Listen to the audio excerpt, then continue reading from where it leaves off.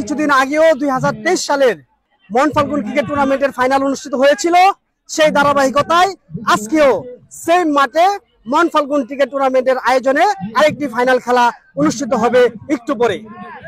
এই মুহূর্তে আমাদের সঙ্গে রয়েছেন এই টুর্নামেন্টের পরিচালক গোলাম কবির টিটু।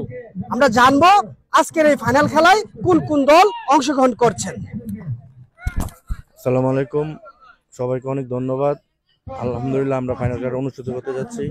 আজকের খেলায় অংশগ্রহণ করবে নগর বাউল শম্ভুপুর একাদশ বনাম নরসিংদী জেলা অ্যাসোসিয়েশন, দুটি দল খেলবে। এই খেলাধুলা আপনি যে বিগত যে সময় যে খেলাটা খেলেছিলেন 2022 সালের ফাইনালটা আমরা কিছুদিন আগে দেখেছিলাম। আজকে যে ফাইনাল খেলাটা হচ্ছে সেটার স্পন্সর হিসাবে বা সেটার যে সার্বিক সহযোগিতায় কে আপনাদেরকে এই সহযোগিতা করেছে যদি একটু বলতেন। আমাদের আজকের এই 2024-এর স্পন্সর করছে আন্নাস এসআরএল, মুজাম্মেল হোসেন রহমান দীপু, আর আরো আমাদের মন্ত্রণালয়ের আরো অনেকে আছে আমাদের সাথে ছিল।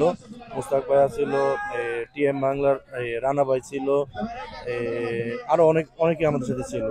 আর সবার সহযোগিতায় আমরা এই লিগটা শেষ করতে পারতেছি। আমরা জানি প্রবাসে সবাই ব্যস্ত সময় পার করে, এই ব্যস্ততার মাঝেও যে আপনি এই টুর্নামেন্ট গুলো পরিচালনা করেন, সেই ক্ষেত্রে কি আপনার কোনো ধরনের কোনো সমস্যা হয় না? না না না, এখানে কোনো সমস্যা হয় না। আমরা এখানে যাদের মাধ্যমে মাঠটা নিয়েছি, আমরা সবসময় এরা সাহায্য করে এবং যখন যেটা প্রয়োজন সবকিছু আমরা পাইতেছি ওদের কাছ থেকে। ইনশাল্লাহ ওরা আশ্বাস দিচ্ছে সামনে আমরা এরকম টুর্নামেন্ট চালিয়ে যেতে পারবো।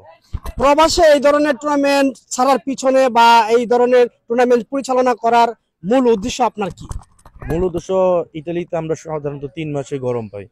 এই 3টা মাস আমরা যদি আমাদের, যেহেতু আমরা বাঙালি আর আমরা এই ক্রিকেট খেলাটা সবচেয়ে বেশি পছন্দ করি, তা আমার একটু কষ্টের দ্বারা আমরা এখানে প্রায় 10,000-এর উপরে বাঙালি আছে।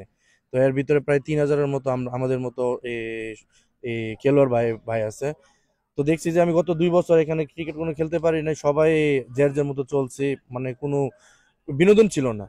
তো এই জন্য অনেক কষ্ট করে মাঠটা জোগাড় করে আমি লিগটা চালাইছি যেন সবাই একটা বিনোদন করতে পারি। এটাই। ধন্যবাদ আপনাকে। প্রিয় দর্শক, প্রবাসে শত ব্যস্ততার মাঝেও কিন্তু প্রতি বছরেই কিন্তু এই ধরনের ক্রিকেট টুর্নামেন্ট আয়োজন করে এখানকার প্রবাসীরা। শত ব্যস্ততার মাঝেও বিভিন্ন শহর থেকে খেলোয়াড়রা আসে এই মাঠে খেলাধুলা করার জন্য। একটু পরেই অনুষ্ঠিত হতে যাচ্ছে শম্ভুপুর নগর বাউলের সঙ্গে নরসিংদী জেলা অ্যাসোসিয়েশনের ফাইনাল খেলা। ধন্যবাদ সবাইকে।